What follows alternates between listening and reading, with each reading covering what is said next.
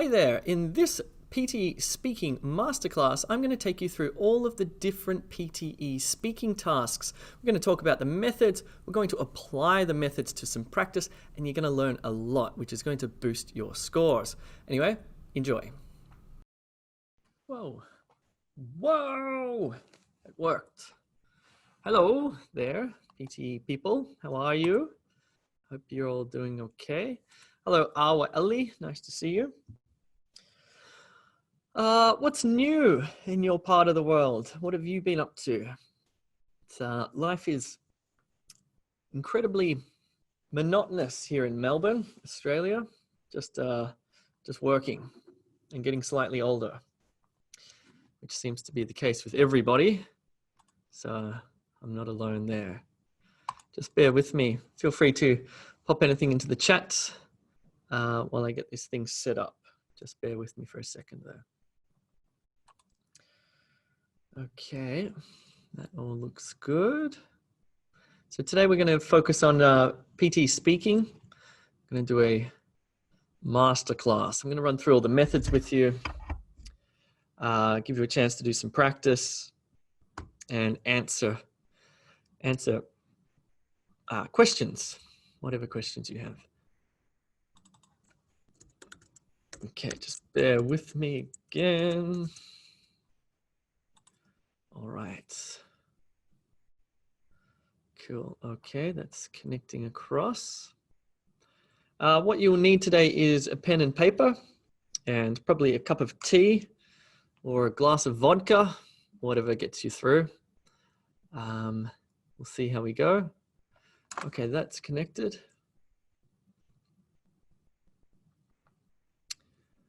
Okay, good. I think I can turn that off now. Terrific. Okay, that's done. Okay, now I'm back in. Let's have a little look at the chat before we get started.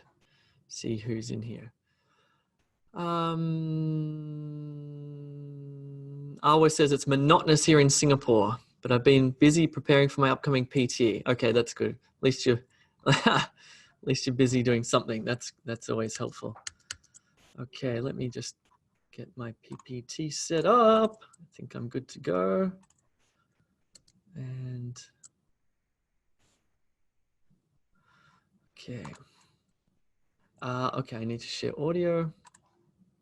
Okay, sorry about the rigmarole there. I think we're ready to rock and roll. Cool. Okay, here we go. Hello, my name is Jay. I'm one of the expert PTE academic teachers at E2 Language. One of, there are quite a few of us now, which is good. Today, we're going to do a masterclass and we're going to focus on speaking, which is a particularly troubling part of the test for a lot of people. So hopefully in this class, we'll look at some of those problem issues that arise and how we can overcome them to get a high score, okay? Do we want to improve our English along the way? Guess it doesn't really matter, does it? No, we do. And that's the nature of the beast. We will do that as we go along. So in PTE speaking, there are 5 tasks: read aloud, repeat sentence, describe image, retell lecture, answer short question. You should be familiar with each of these by now. If you're not, you should be watching those methodology videos in the e2language.com platform. Only half of them are available on YouTube. All of them are available on e2language.com. They are deep dives into each of the tasks. Those methods videos really explain what the nature of that task is, what it's testing you on, how you should approach it, and it gives you practice activities as well. They are really key. What we're going to do in this lesson is go through each of them, and we're going to look at the sort of central aspects or the key aspects of each of them, okay, which I want you to remember. So the first task of the reading section, speaking section rather, is called read aloud. This is what it looks like. Here's what you have to do. So you get to rehearse. You'll have about, here it says 35 seconds. You get 35 seconds to rehearse or practice reading this through once, okay? Then the microphone will open, bing. I don't know if it makes a sound. I can't remember, they changed it. Anyway, you'll know when the microphone's open. Then you have to speak aloud, okay? You have to read the passage aloud as clearly and as naturally as you possibly can, after which you simply click next. that's pretty straightforward in terms of instructions, but there's a lot going on with your spoken speech. And in order to maximize that, you have to approach this in a certain way. Before we get there, here are a few facts about this task. On test 8, you will get 6 or 7 of these. It has integrated scoring. That is, it contributes points to both your reading and your speaking score. You are scored on 3 parameters. And as we go through this speaking masterclass, you will notice that you're always scored on these 3 parameters, being content, pronunciation, and oral fluency. This is what it's all about, or these rather are what it's all about. Content, pronunciation, and oral fluency. And we're going to look closely at those. In fact, we're going to do that right now. Content.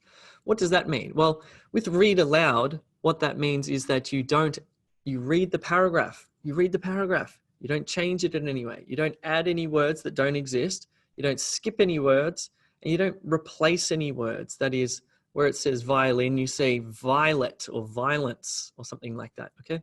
Pretty straightforward, but you'd be surprised. A lot of people under the pressure will make mistakes there by adding, skipping, or replacing words. But really, you should be getting a top score for content, for this one at least. Pretty straightforward. Okay, this is where it starts to get more complicated. Pronunciation.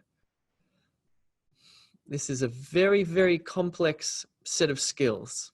Okay, so I've been playing around recently, learning a little bit of Farsi or Persian language. And the pronunciation there for me just feels so incredibly challenging. Like they have these h sounds, khubi, very difficult. So obviously I can't come to that language with English. I can't say it with my English, my Australian accent. I have to try to make those sounds accurate as would a native Farsi speaker or a native English speaker. So pronunciation includes various components. It includes consonants, that is sounds that you make where you use your lips, teeth, tongue, roof of your mouth, etc., where the air is stopped by some part of the anatomy of your mouth, like t or d or m, for example. They are consonants. You have consonant clusters. We're going to look at those. That's when you have several consonants together, like fr or pl, pl. That's a consonant cluster. Then you have vowels. Vowels are sounds that you make that are unobstructed by your mouth, like ah, eh, e, ah. Sounds crazy when you realize that language is just all these noises that we make.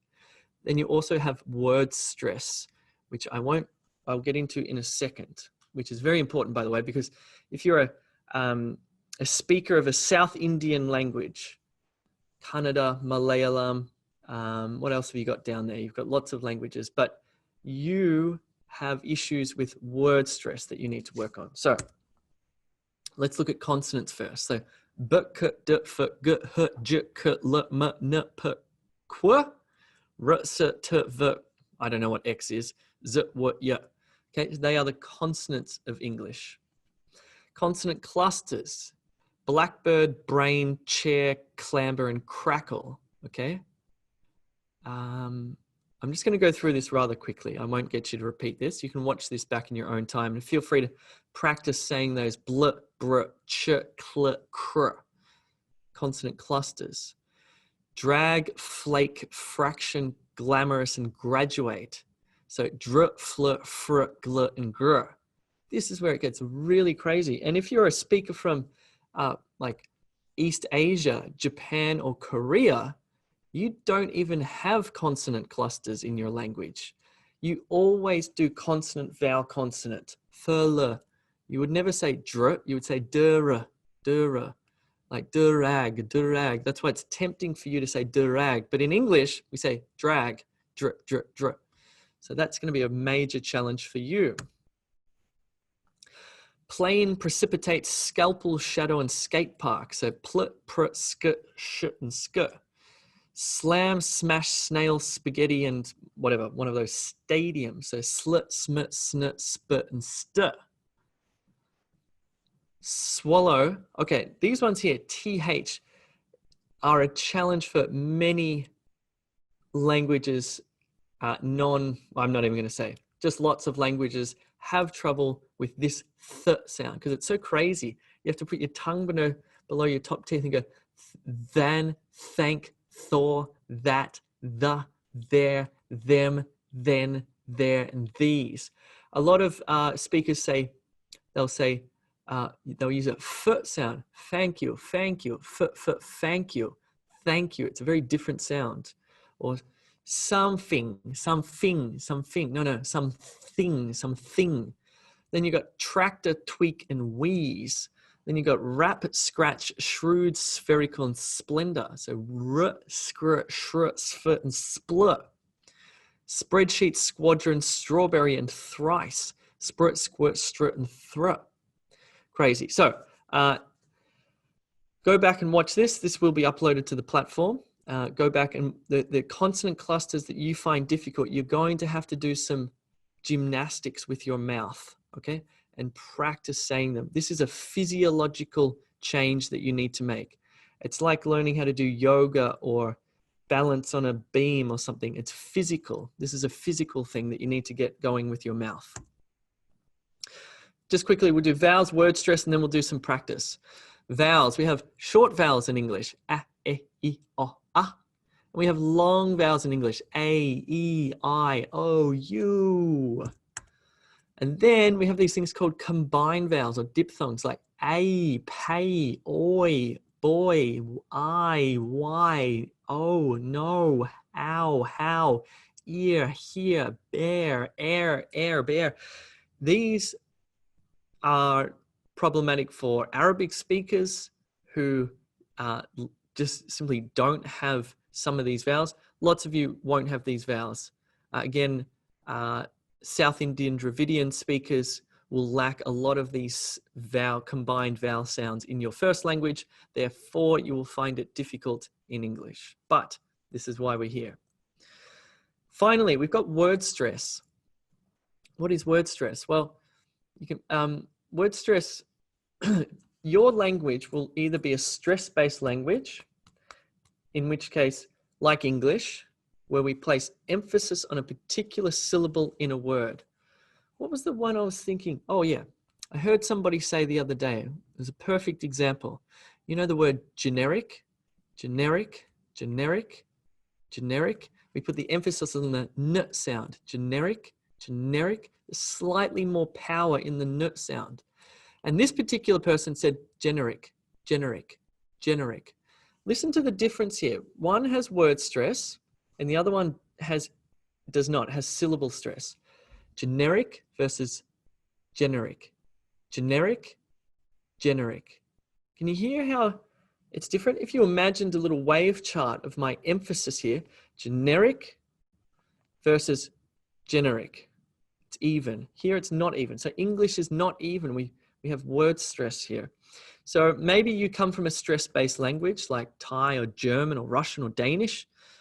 Maybe you don't. And if you don't, that's going to be a very strange thing for you to even realize that what? People who speak English put emphasis on certain syllables? How weird. That's right, and vice versa. So if we look at this one here, let me just get out my little pointing thing. So varnish, not varnish, varnish. Varnish does more than just provide, protective, violin, influences, vibrations, impulses, absorbs. Here is the emphasis here. Let's do a little bit of practice actually. I'll disappear. Please read through this and just notice or be aware of the emphasis or the word stress on these with these particular words here. Okay, I'll give you 30 seconds.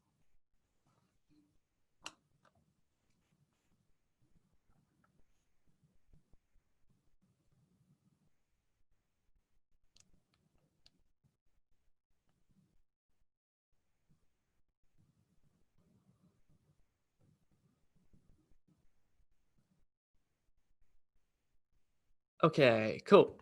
Anyway, Yes, I'm looking at you, South Indian speakers who say generic. Anyway, hopefully you're aware of that. Let's now do a little bit of practice and we'll put this all together because I want you to be aware of consonants like v, d, m, the. Consonant clusters like pr or fl. Vowels like or e or r, for example, and word stress. Let's read it one more time, taking into consideration all of the elements of pronunciation. You have 25 seconds.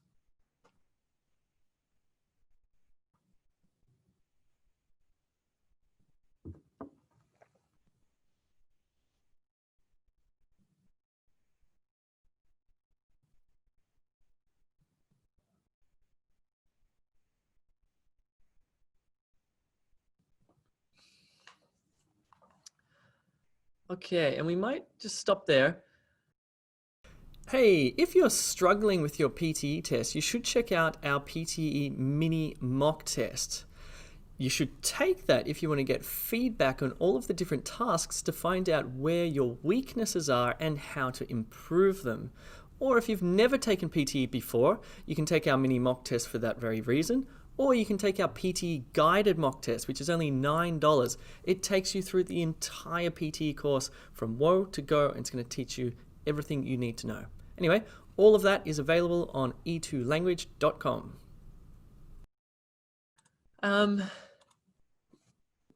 What do you need to work on? Just put into the chat.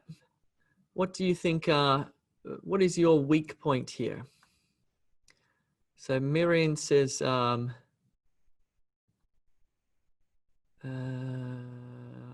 skip that. Telugu and Tamil, South Indian languages. Thank you, Sunil. Word stress, intonation, pausing. We'll get to pausing in a second. Chunking, we'll get to that in a second when we talk about fluency. What about with consonants, consonant clusters, vowels, and word stress here? What's your issue? Yeah, people are saying word stress. Yeah, sometimes you just don't know where the stress is in a word, right? I think the only way to get around that is to really, first of all, now you're aware of it. So that's the start. Now you're aware that there is such a thing called word stress, because maybe you were completely oblivious to that. Now you can listen to native speakers and sort of mimic their word stress. Cool. Yeah. Yeah, okay. And Rushma's got a particular issue with v and w, v and w. This is really problematic for a lot of, again, I feel like I'm picking on the Indians. People, yes, with those Indian languages, there is, the v word is a real problem. You know, violence versus violence, or violin versus violin, or vomit versus vomit. You need to be very careful to make the v with your top teeth hitting your bottom lip. V, not w. It's not done with the rounding of your lips. It's v, not w. V. So yes, a lot of people sound like varnish. I put varnish on my guitar. No, varnish. Cool. All right, that was interesting. Let's talk about oral fluency now. You thought pronunciation was complicated. Here we go. Look at this. Oral fluency consists of various elements as well, including sentence stress, connected speech, pausing, and rhythm. So we'll go through each of these quickly. And by the way, although we're talking about read aloud here, all of these things, consonants, vowels, word stress, sentence stress, connected speech, it's all applicable to every speaking task, because this is the ingredients, these are the ingredients of spoken English, okay? So what we're learning here, I want you to apply in Retell Lecture, describe image, etc. Sentence stress. This is where you slightly put emphasis on a whole word to change the meaning of the sentence. Varnish does more than just provide a protective sheen to a violin. Varnish does more than just provide a protective sheen to a violin. Varnish does more than just provide a protective sheen to a violin. Varnish does more than just provide a protective sheen to a violin. It's very subtle, but you can see there's sort of a shift of meaning there where I put emphasis on particular words. I don't want you to worry about that too much. This one I do want you to worry about. So this morning I was giving somebody some feedback on a PTE speaking mock test. And I was listening to her submission, and she was reading it word by word. She was saying, varnish does more than just provide a protective. Wrong. Totally wrong. That's not how we speak in real life. And that's not how the algorithm marks you like you speak in real life, where you connect words together. Like, for example, varnish does more, does more, does more, does more. Almost becomes one word. Than just, than just, than just. Provider, provider, provide a protective sheen. To a violin, to a violin, to a violin. Pretty crazy, right? This is, how do we know which ones to connect? There is actually rules behind this, of which I'm not going to go into because I'm not 100% sure about them. I think you know how to do it naturally.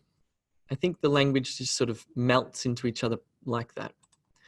Then you've got pausing. So where do you pause? And this person this morning when I was marking her assessment, she was pausing in all the wrong places. So varnish does more than just provide a protective sheen to a violin. Pause. It influences the vibrations and impulses, slight pause, that the wood absorbs, long pause, and therefore the quality of the sound, small pause, the instrument produces, long pause, etc. Then you have rhythm, and this is where you combine all of the elements of fluency, sentence stress, connected speech, pausing. Also think about intonation, maybe going up and down. Let's read it one more time. This time read with meaning and read with rhythm and with good pronunciation.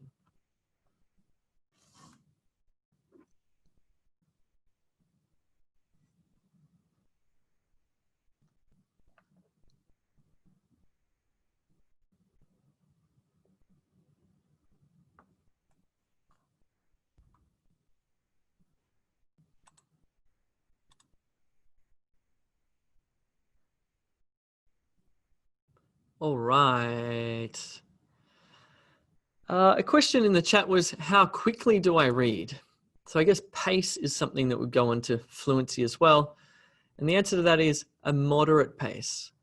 Let me do an example here. I'll disappear and I'll read this as clearly and as naturally as I possibly can. Varnish does more than just provide a protective sheen to a violin. It influences the vibrations and impulses that the wood absorbs, and therefore the quality of sound the instrument produces. The properties of the varnish, its chemical composition, thickness, and penetration into the wood are all important factors. That's how I would read it at that pace, okay? Cool.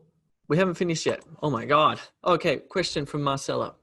As soon as I've finished to read aloud, should I click next, even if the timer hasn't finished? Yes, yes. Yep, so when you finish, they give you 35 or 40 seconds, but you'll probably finish in about 25, 8 seconds before the clock, and then you just click next. Avital, how do we practice connected speech? Oh, okay, so an answer to that one is you need to find somebody that you like to listen to, preferably on video. Listen to a sentence or two and then just repeat back what they say and just notice the way they connect the speech. For example, let's say the sentence they say is, I love having a cup of tea in the morning. I love having a cup of tea in the morning. So then you'll repeat it back with the same sort of, try to mimic the pronunciation, the connected speech, the pausing, the word stress, etc. Mexen, if I click next before the timer's run out, does the time carry over to the next task? No, they're individually timed tasks. Sudha Gupta, can we record before pressing next re-record? No, in the real test, the microphone opens. You don't press record at all during the test. It automatically opens when you have to record. Jai Tanwar, please answer my question. How do I improve intonation? Whoa. Intonation. Okay, look, the thing that you need to first do is become aware of what intonation is. Okay? Like we've become aware so far about consonant clusters and vowels and stuff and word stress. That's the first step. Now you need to start to pay attention to it in real life or when you're listening to anyone speak English, really, because maybe they're speaking it incorrectly and maybe you can be aware of that. Like intonation, some people have it naturally in their language and so you just won't have to think about it. Some people won't have it in your first language or they'll have different style of intonation. So you really do have to think about it. Intonation is when you simply rise or fall at the end of a sentence to create some sort of meaning. It might be, for example, a way to emphasize a question. So for example, I might say, are we going to the park later? Are we going to the park later? We sort of like up. And if I'm answering a question, I'll say, yes, we're going to the park later. I'm going to the park later. Tricky stuff. How do I practice word stress? Same thing. Be aware of it, pay attention to it, and then use it. Silager. How do we know when to pause apart from pausing for full stop or a comma? Well, it's all to do with meaning. Let's go back. Really, ultimately, with read aloud, you're reading to express meaning because you have to understand what you're saying, okay? And you're expressing that meaning. If I just said varnish does more than just, there's no meaning there, there's no correct pausing. I need to say varnish does more than just provide a protective sheen to a violin. So when you read with meaning, naturally you'll pause in the correct places. Cool. Amar has one more question, then we'll move on. Amar's got a question about pronunciation for Arabic speakers. Thank you for asking. I did a video. It's on YouTube. It's called Pronunciation for Arabic Speakers. Check that out.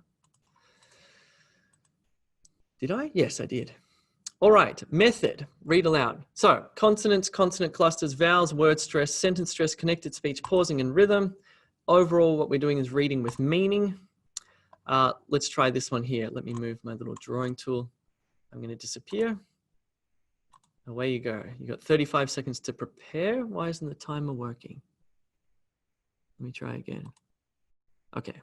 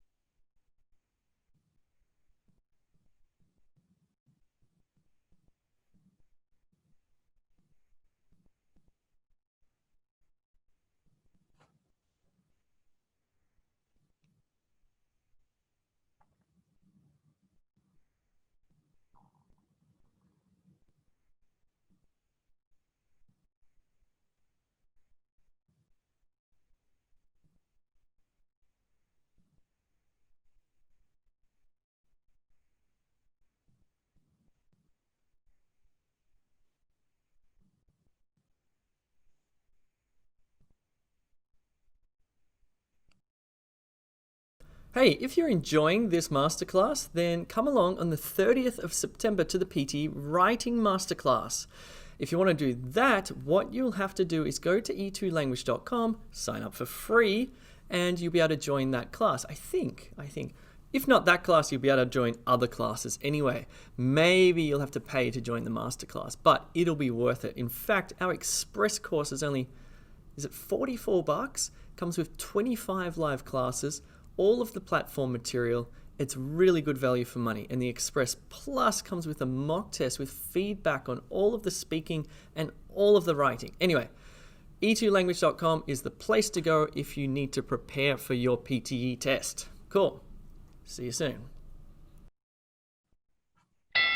All right. How did you go? All right. Cool. Hopefully that was good practice. Now, if you're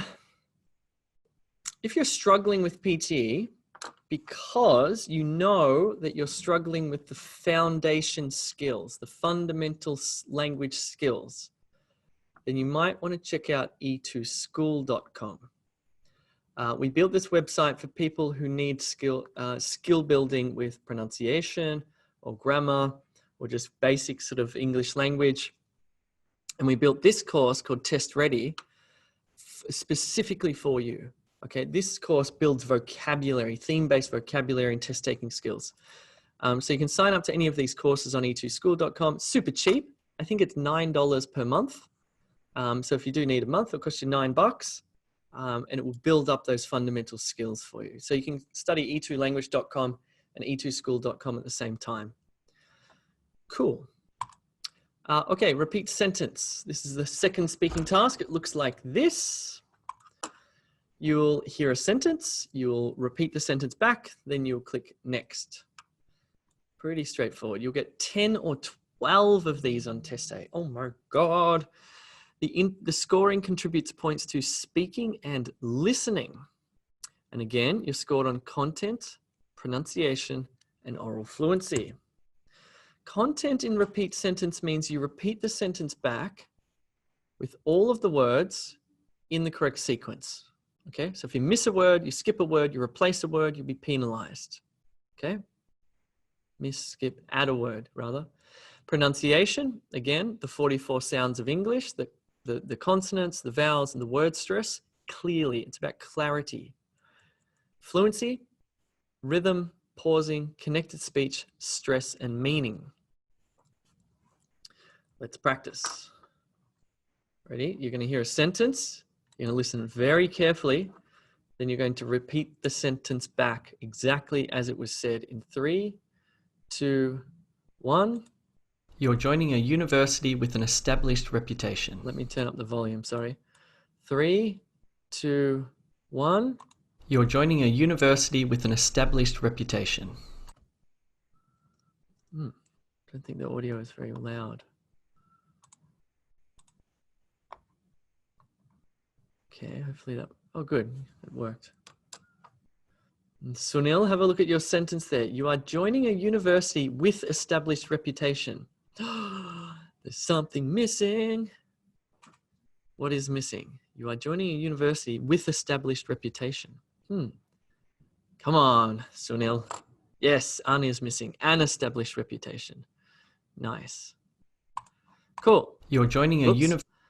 You're joining. You could say you're. Remember to copy whatever the speaker says. You're joining a university with an established reputation. I don't know what university that is. Okay, next one. 3, 2, 1.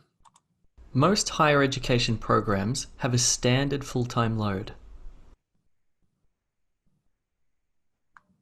Let's try it one more time. Most higher education programs have a standard full-time load.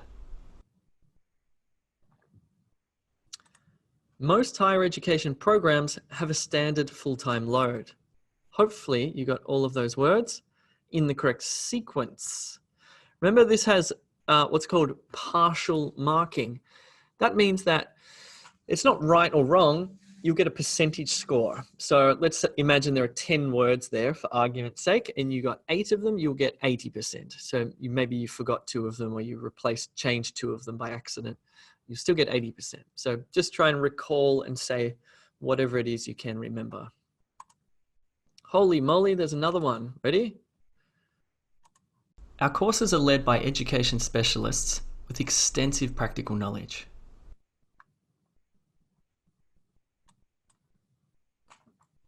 One more time.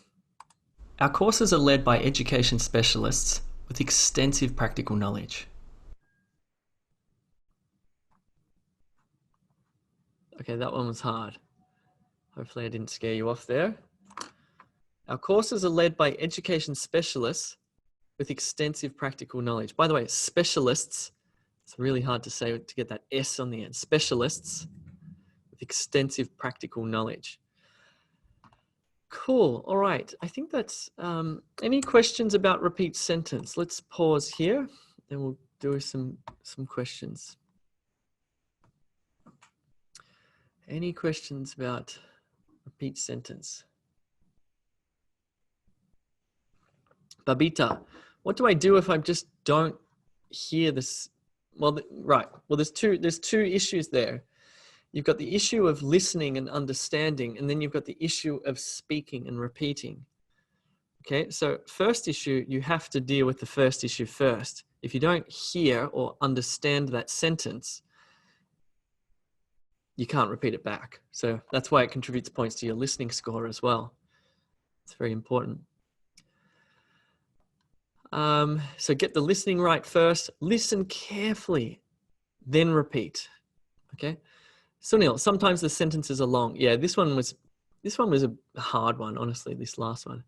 Negative marking, not necessarily, well, you lose, not negative marking, but as I said, it's partial marking. You get 8 out of 10 words, you get 80%.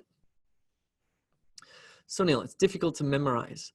Yeah, it is a test of your language. If your language, if your vocabulary and grammar, and especially phrase structures are good, you'll be able to repeat this back.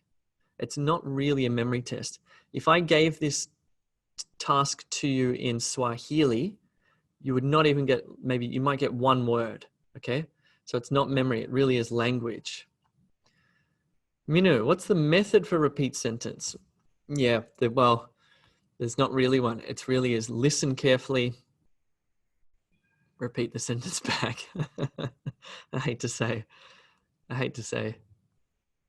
No, there's a little bit more to it than that. If you look closely at these sentences, you'll notice that it's made of parts. Our courses are led by education specialists with extensive practical knowledge. So this was a long one. There are 4 parts to this sentence. Our courses are led by education specialists with extensive practical knowledge. So you're memorizing 4 things here, not 1, 2, 3, 4, 5, 6, 7, 8, 9, 10, 11 words. You're not memorizing 11 individual words. You're memorizing 4 chunks or 4 parts, 4 phrases. You might forget extensive, but look, that's not too bad. Rushma, do we get points for pacing our words exactly like the speakers? Okay, good question. The answer to that one is try to copy the same way that the sentence was said. For example, if this did have intonation, if it said, our courses are, I can't read it, are led by education specialists with extensive practical knowledge. You should really be saying, our courses are led by education specialists with extensive practical knowledge. Just try and mimic it back. Don't say, our courses are led by, because you'll lose points for fluency there.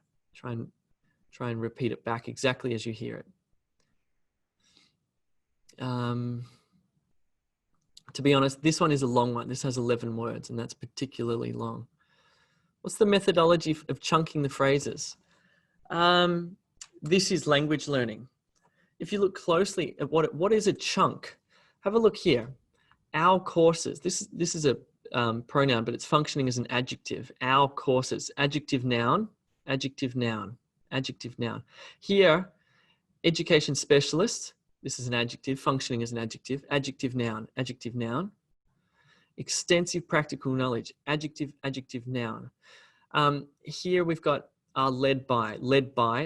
So we've got a past participle preposition, okay? If you're confident and competent with English, that is, you have a large vocabulary, you know how to use the vocabulary in a natural way, so phrases, collocations, etc. You won't need to think about how to chunk, you'll be doing it naturally. You naturally chunk adjectives and nouns together, for example, or use the correct preposition, led by. Okay, this all should sort of, it's not something you'll be even conscious of when you're repeating that sentence. Crazy stuff. Okay, let's move on to describe image. If you have any questions, hold on to them.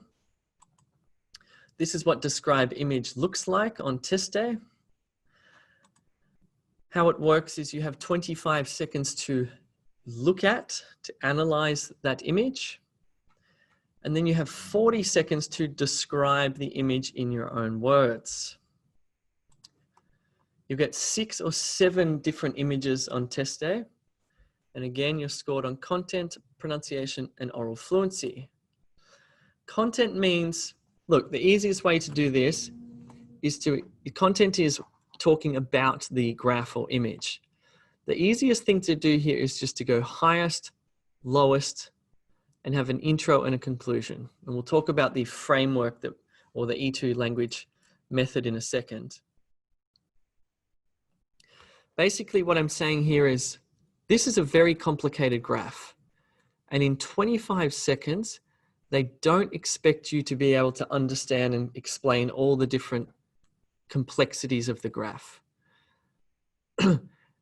Really, what you should be doing is picking the simplest, easiest things to describe.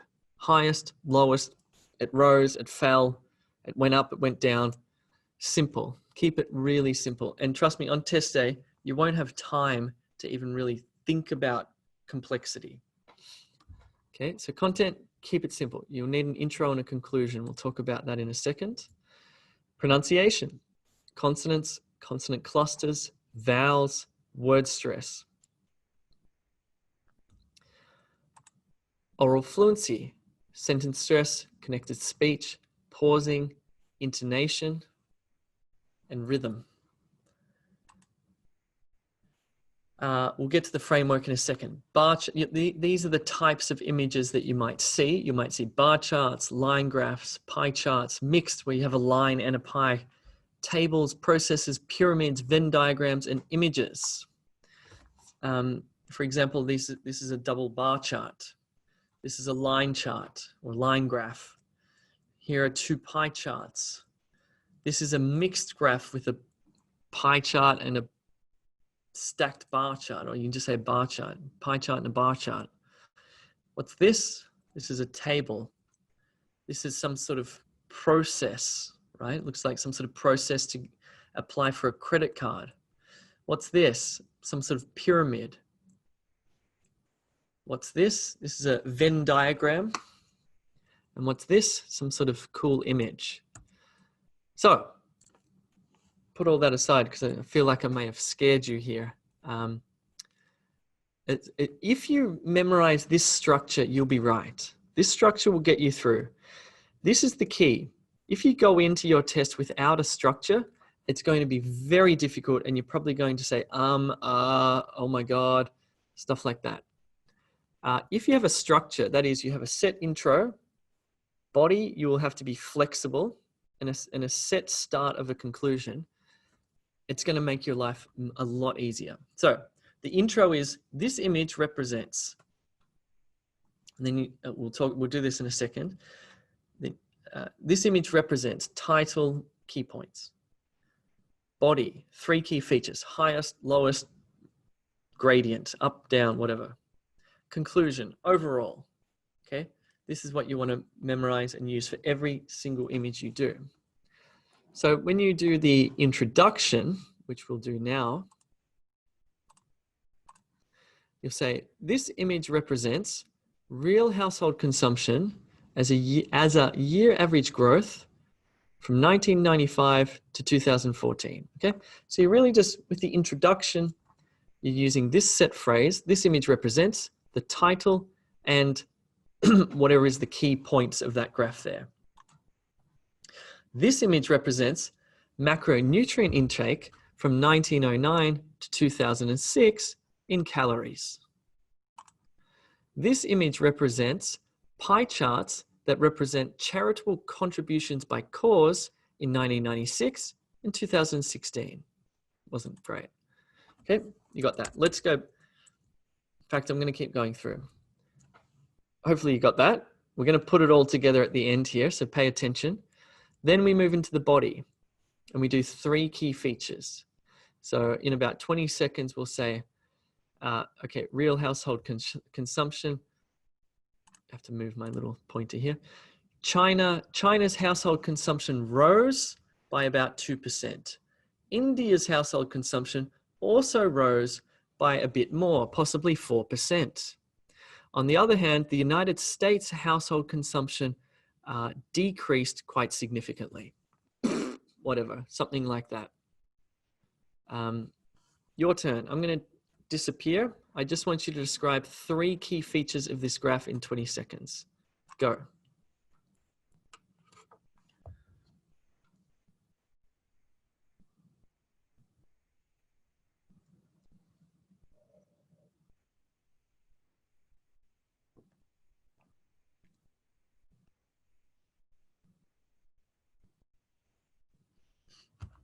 All right, let's do it again. This time, I want you to describe 3 key features of this graph. Let's go through it briefly.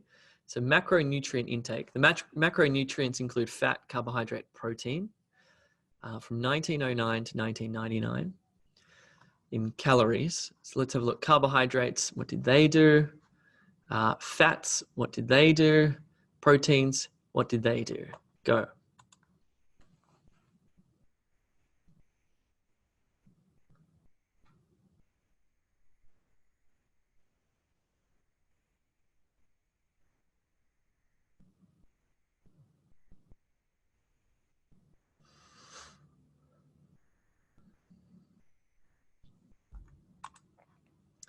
Okay, this time we're going to describe 3 key features of these pie charts. These are charities, okay? Different charities by cause. So religious charities, health charities, human services, education. This is in 1996. Then what happened in 2016? What happened to religious charities, for example? What are the number differences here? What happened to health charities? Went from 13 to 8. Human services, education, and all other. Go.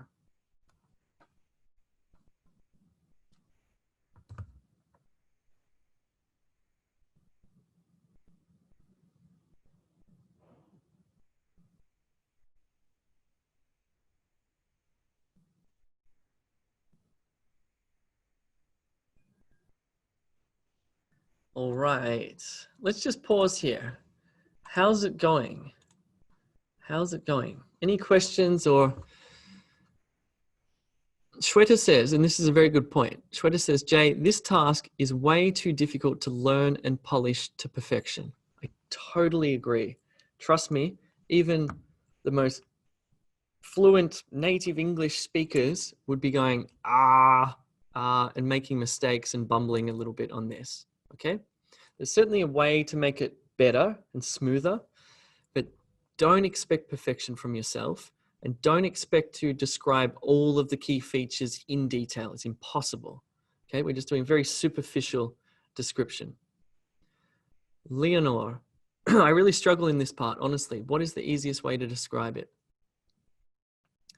Key features, no details, key things, keep it really dead simple. For example, with this one, I would say, in 1996, religion was at 45%. This decreased to 32% in 2016.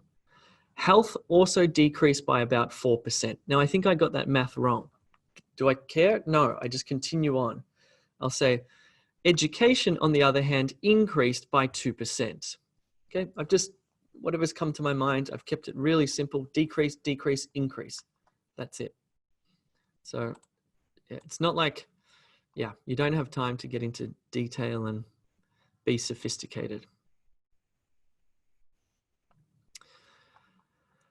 Okay, a few people are asking about the conclusion.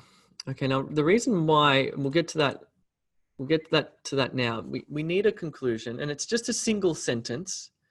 The reason is the scoring criteria asks you for a conclusion. So I can assume that the way that they've programmed the assessment is that they want to hear some sort of conclusive statement from you about the graph. In order to do that, you'll say one sentence with the word overall at the beginning, or in conclusion. It's up to you. It doesn't matter. Overall, in conclusion. So here, what is the overall statement we can say here? Overall, most of the countries increased their consumption while some decreased consumption. That's it, just a broad picture here. What is the overall statement here?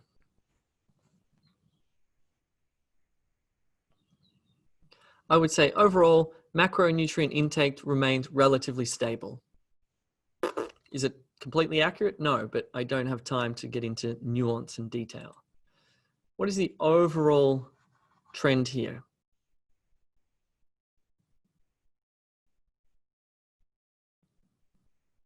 I would say something like overall, most charities decrease their funds.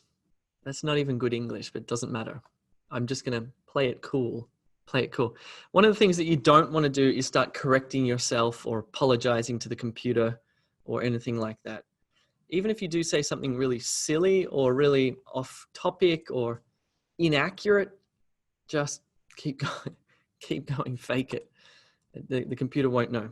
The computer thinks you're brilliant. Okay, let's practice. Let me disappear. I'm going to give you 25 seconds to look at this.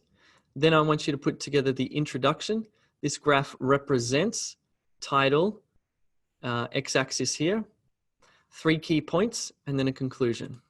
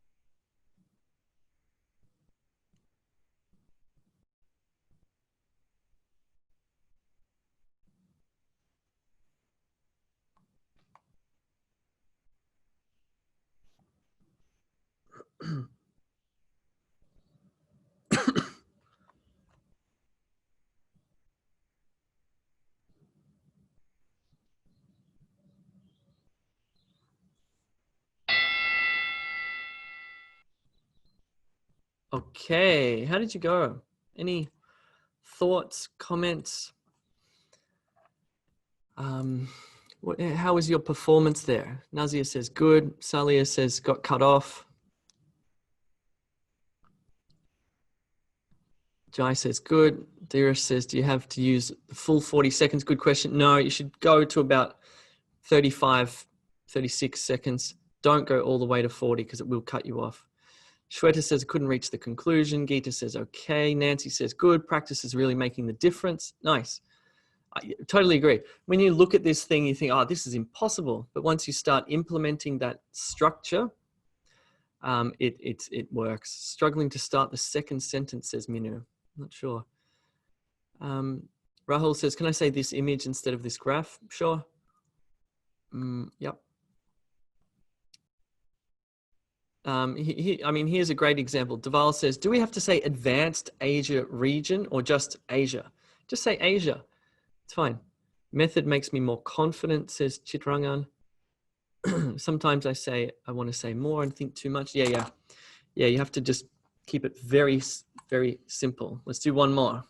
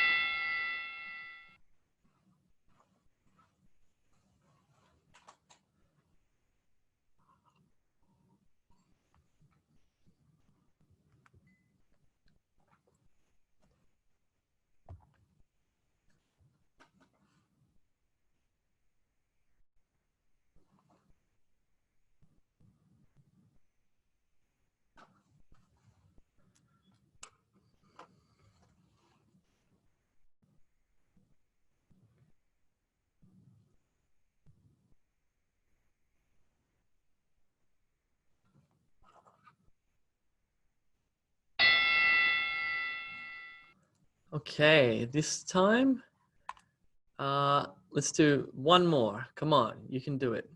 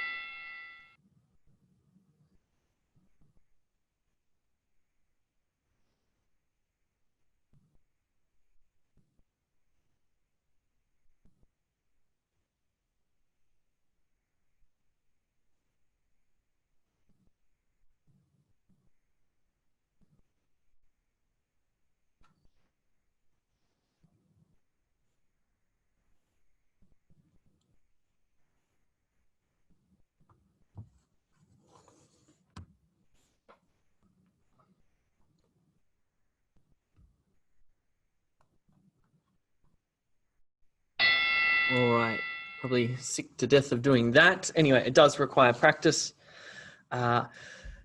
Cool, let's move on. Let's have a look at Retell Lecture. If you need more help with Describe Image, the methods lessons, the practice, the assessments, the mock tests, the live classes on e2language.com, that's where you will really refine your skills there. Or learn the basics, whatever you wish, whatever you wish. Okay, Retell Lecture. This is what it looks like on test day. You got some sort of image, you're gonna hear a lecture. You'll get to look at that image for 10 seconds. Then the audio will start playing. It will be a lecture or an interview. It'll go for up to 90 seconds or so. You have, how long do you have? You have 10 seconds to prepare, and then you have to retell the lecture in your own words in under 40 seconds. You get 3 or 4 on test day. It contributes points to listening and speaking. And again, scoring is for content, pronunciation, oral fluency. Check out e2school.com if you need help with basic or fundamental English skills. It's a great website. Okay, so with Retell Lecture, we need to divide it into before you listen to the lecture, while listening to the lecture, and after listening to the lecture. So let's talk about before or pre-listening. So what you can do here is you can look at that image and you can predict what this lecture is going to be about. What do you think? What's your prediction? Pop it into the chat. What might this lecture be about? From your prediction, networks or atoms. Interesting. Networks. I'm thinking networks here. Oh. Other people are saying DNA or molecular structures. All right. Anyway, you've got some idea. Then you've got while listening. Okay, while you're listening, you need to take notes. Okay, you'll have a pen on test day and a paper. It's actually plastic, but anyway, pen and paper. As soon as you see Retell Lecture, you get your pen and paper, and you're going to get ready to listen carefully and write down key words and key phrases. Okay. Because you're going to need them when you're retelling the lecture, and without them, you're going to struggle to retell the lecture. Okay, these are your friends. So you're going to write down words like human social networks, structure, why, patterns, how does it work, workplaces, 1,000 engineers, whatever. These are my notes. Obviously not that neat. My handwriting is actually quite terrible. That's what mine looks like. So I'm going to scribble down notes. It might have symbols, up arrows, smiley faces, whatever. This is taken directly from the lecture, my keywords, my notes here. Then what I'm going to do is I'm going to, when I have to speak and retell the lecture, I'm going to be holding these in my hand. I'm going to have a memory of what the lecture was about. But I'm also, here I've got 2 things. I've got a memory prompt and I've got a structure because it's basically telling me what I just heard in the same structure. So I'll be retelling the lecture using my memory and my notes here. And just like Describe Image, I'm going to use an E2 language structure because these work. We've now had over 1 million students use our platform, not necessarily for PTE, for other tests as well, but we've had a lot of PT candidates use our platform, and we've had lots of people, thousands, tens of thousands of people write in and say, oh my God, I got a great score, perfect score, etc. So this works. This is a very basic structure. The speaker was discussing, that's your introductory sentence.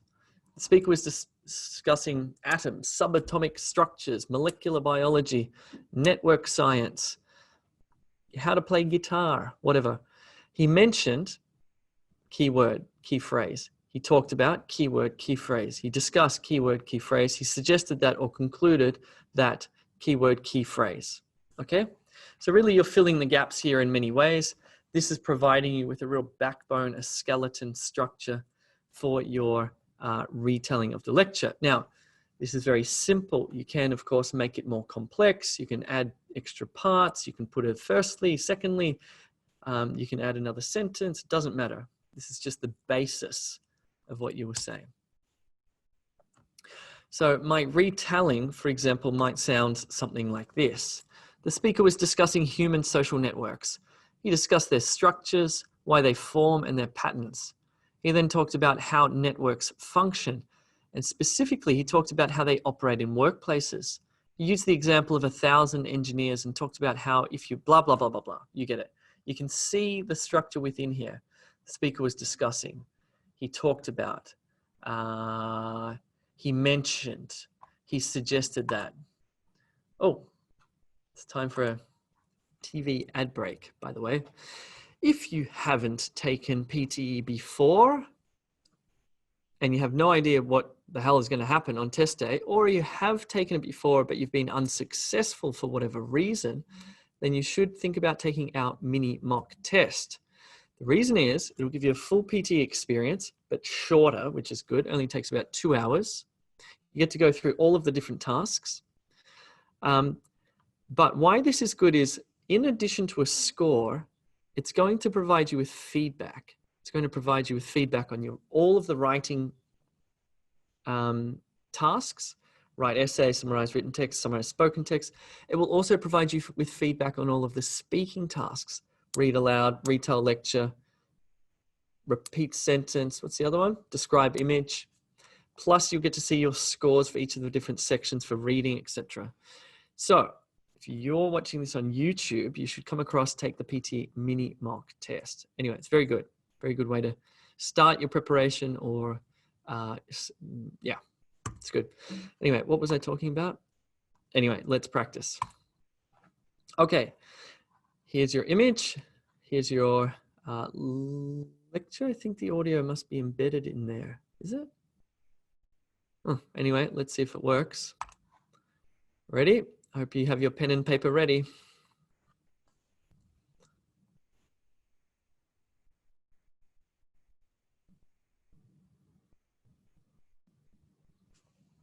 Oh.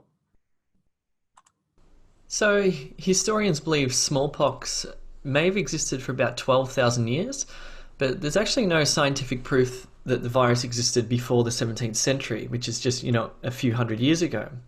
It's not known how it first infected humans, but like coronavirus, it's believed to have come from animals. So smallpox spread from person to person via infectious droplets. It killed around 1/3 of sufferers and left another 1/3 permanently scarred or blind. About 300 million people died from it in the 20th century alone, before it was officially eradicated in 1980 through a global vaccination effort. It was actually the first human disease to be wiped out, which is pretty amazing.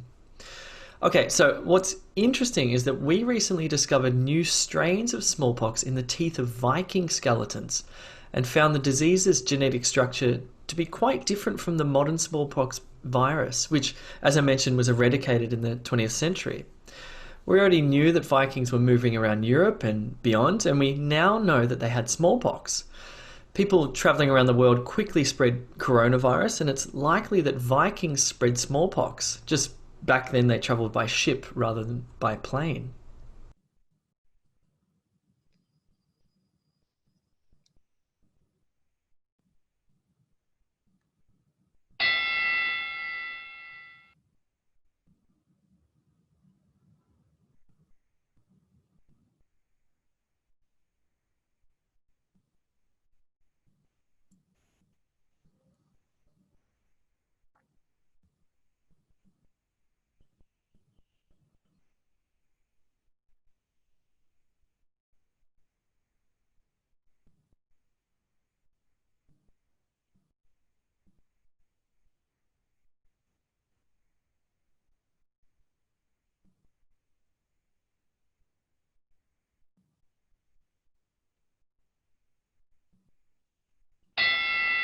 Okay.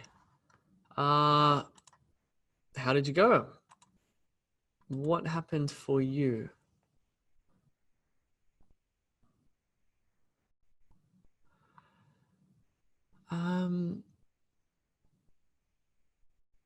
Okay, Jai says, in Retell Lecture, I speak fluently, but around the topic. What happens if I don't capture all the main points? It's a bit like describe image. It's impossible to retell all of the points of that lecture. You really just need to get the key things there and retell them, and you'll get a good score for content. Really focus mainly on your pronunciation and fluency, on your delivery, okay? Cool. All right. If you do need additional help, one-on-one tutorials are excellent. These come as part of the packages for bronze, silver, and gold. These are for people who really require some expert tuition, expert help here. Okay, last one is answer short question. This is what it looks like on test day. This task is comparatively simple. You're going to listen because you're going to hear a question. You need to answer that question. You'll get 10 or 12 of these on test day. Scoring, interestingly, for this one only contributes points to your vocabulary score, which I imagine contributes points to your speaking score. Time management, you answer the question, you click next. Now, answer short question will ask you questions that will require you to answer with a noun. That is a thing. You'll be answering with a thing. Let's do that right now. Listen to this question and answer it with a thing, a noun. 3, 2, 1. What do you call the people from whom you and your family descended?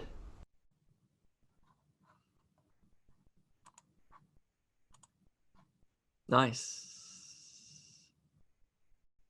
Good. Nice. You got it. Good. Nice. What do you call the people from whom you and your family descended? Ancestor or ancestors would be considered correct there. So this is a noun. You're just saying this single word. You do not need to say a sentence. You just say a single word or a short phrase. Now, you might also be asked to answer with a verb. What do I mean by this? Well, let's do this. In 3, 2, 1. In the following sentence, which word refers to the past? Mark wrote his thesis on space travel.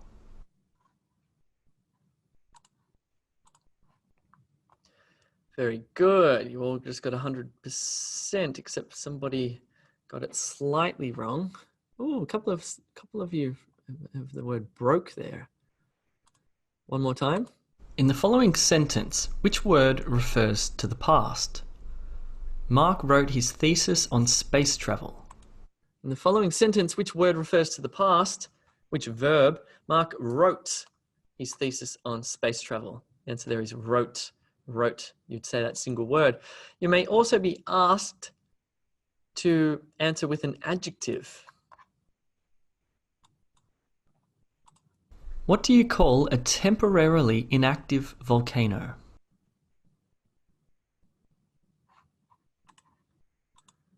Yeah, nice work, Emma and Jai and Geeta and Awa. Jose, not quite. That's all right. Passive. Is it passive? So what is the word used, or what is the word used to describe a temporarily inactive volcano? Dormant is the adjective there. That's a particularly tricky one. Okay, the end. Let's answer some questions. Any questions? Dormant, OMG, says Jose. Someone wrote malignant. Is that fast? Yeah, that answer short question's pretty straightforward. Mexin. Okay, in Retell Lecture, should I say in conclusion or suggested, which is better? Either is fine. You choose. Shweta, please give one live class for writing also. Next week. Next week? Next week. Might be next week or the week after. I'll do a masterclass on writing. In the essay, if I made more than one spelling mistake, will then I get 0? I don't know. I don't know how the spelling works that specifically. I don't think so. So Linda, how much score goes to reading and listening from speaking? It's a good question. We don't know exactly how much, but we know that it does, right? Read aloud contributes points to reading and speaking. Retell lecture contributes points to listening and speaking. Repeat sentence contributes points to listening and speaking. Yeah, so some of the things you watch on YouTube where they try to reverse engineer the scoring and stuff, I don't know if it's accurate or not, to be honest. Nancy, how do we increase our general knowledge for this short question? Yeah, good question. It's not really general. I suppose it is general knowledge. I suppose it is, but they should be words that in your first language you would know, right? And therefore it's sort of more testing language skills. Would you agree? Do you know the word dormant in your first language, or I'm just making that up? I don't know. Pallavi, I always find myself struggling with maps. Please suggest some tips and tricks. Please see the model answers. Go into e2language.com, go to the practice questions for describe image. You'll see maps. You'll see the model answers there. Emma, sorry, Jay, I'm not sure if you answered earlier as I had to pop out. Do the questions on test day appear in the same order as the E2 website? I think actually they changed the order of the reading section. They reversed. I think the reading section now goes reading and writing, fill in the blanks, multiple choice, multiple answers, fill in the blanks, fill in the gaps. I don't know. If you Google it, go to the official Pearson website, it'll tell you the order of the reading section. Otherwise, E2 language is in the same order. Angeline, when is the next essay practice? I think there's a live class for PTE happening. Let me check. Let me check. Let me check here.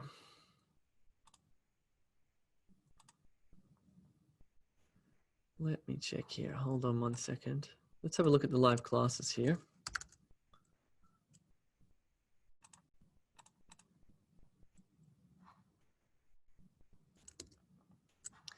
Okay, let me just share this. Okay, so what have we got? Today we've got, okay, that one's over. Midday, that one's over. This one's the one now. We've got reading and reading later today. We've got 2 more reading classes today. Tomorrow morning, we've got the 2 reading classes. Listening. Writing is at 6 p.m. Melbourne time on Friday. So as you can see, there's lots and lots of live classes here, which you can attend. So just check out the calendar here. By the way, if you're watching this on YouTube and you are not yet an E2 language student, then I don't know how you live with yourself. You should come across, sign up for free. You can see there's some free live classes for free members. But really, the point of this thing is to get you to pass your PTE as soon as possible. And in order to do that, you may want to upgrade to the Express or Express Plus or one of those courses there. Shweta, Jay, we all really like you. How can you be sure of that? I don't know about that. Please make one video on your day-to-day life. It's really, honestly, it's really boring. There's not much going on in my life at the moment. I read in the internet that that read aloud, repeat sentence, write from dictation are the most scoring in PTE. Is it true? I don't know if that's true or not. Deval, in Retell Lecture, if there's no real suggestion given by a speaker, then how to conclude? Just say, in conclusion, overall what the lecture was about. What happens if we keep describing the image after 40 seconds? You can't. At 40 seconds, it cuts you off. So finish before 40 seconds. Awa, I'm going. See you around, Jay. See you, Awa. Learning the continents, main countries. Oh, okay. So for maps, yes, you probably should be aware of main countries. You obviously don't need to know all the countries, but how much time I could do the mini test? The mini mock test takes 2 hours. So if you make sure you take it before your real test, like a week before, because you want to learn from the feedback. You want to get the feedback, you want to learn from it, and then apply what you've learned to your practice.